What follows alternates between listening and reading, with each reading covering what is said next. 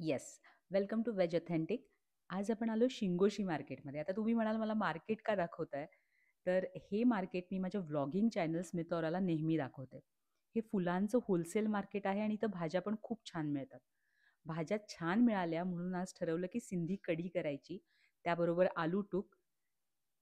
मस्त जबरदस्त कॉम्बिनेशन. खूप भारी लागतं. एकदा नक्की ट्राय करून बघा. तर आज याची रेसिपी आपण आपल्या चॅनलला बघणार आहोत आणि तुम्ही जर चॅनलला नवीन असाल तर सबस्क्राईब करायला विसरू नका.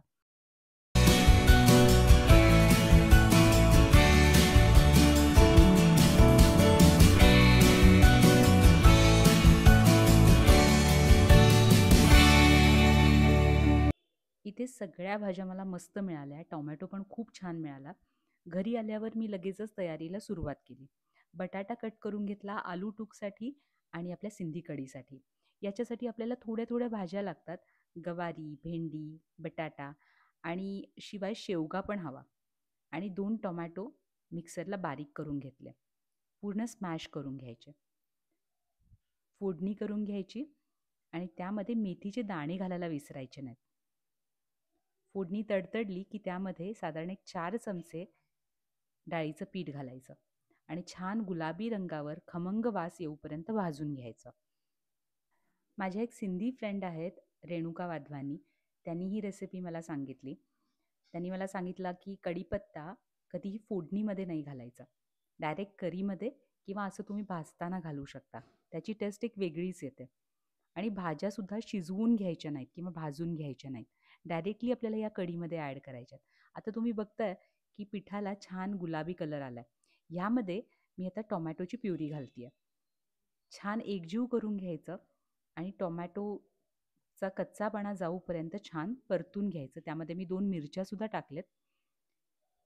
त्यानंतर ह्यामध्ये आपल्याला पाणी घालून घ्यायची आणि अशी कन्सिस्टन्सी कशी पाहिजे तुम्ही बघून घ्या.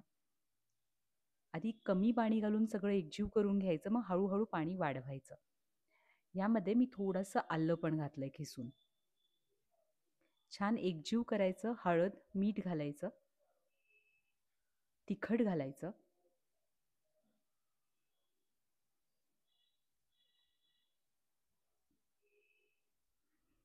बघा कलर कसला मस्त आलाय.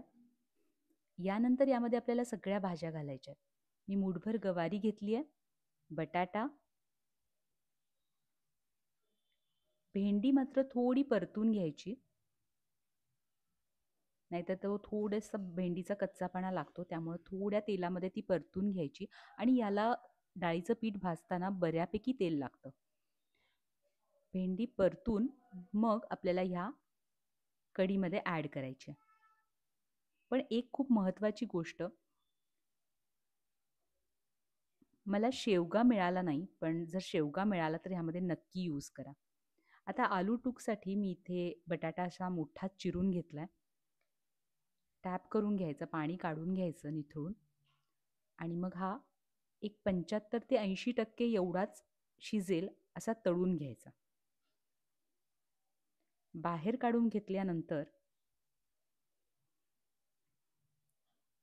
कशानेही तुमच्याकडे जर वाटी असेल किंवा आपल्याला चपाती भाजायचं जे असतं त्यांनी तुम्ही थोडासा तो प्रेस करून चपटा करून घ्यायचा अशा पद्धतीनं आणि पुन्हा हा तळून घ्यायचा.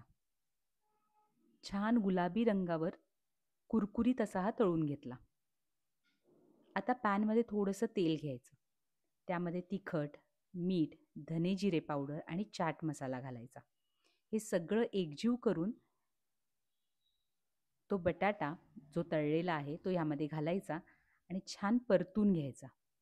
ह्याची चव एवढी मस्त लागते, एकदा नक्की करून बघा. आपण साईड डिश म्हणतो ना त्याप्रमाणे हे तुम्ही खाऊ शकता. मस्त गरम गरम वाफाळलेला भात, तूप, सिंधी कढी आणि आलू टूक बेस्ट कॉम्बिनेशन आहे. तुम्ही हे कधी ट्राय केलंय का? आणि तुम्ही जर सिंधी असाल तर तुम्ही याच पद्धतीनं करता का? मला कमेंट बॉक्समध्ये सांगा. किंवा तुमची जर रेसिपी असेल सिंधी कढीची स्पेशल तर ती सुद्धा सांगा. आणि तुम्ही हा व्हिडिओ कुठून बघताय हे सांगायला विसरू नका. यासारख्या मस्त ऑथेंटिक रेसिपीसाठी फॉलो करा वेज ऑथेंटिकला. Thank you so much for watching.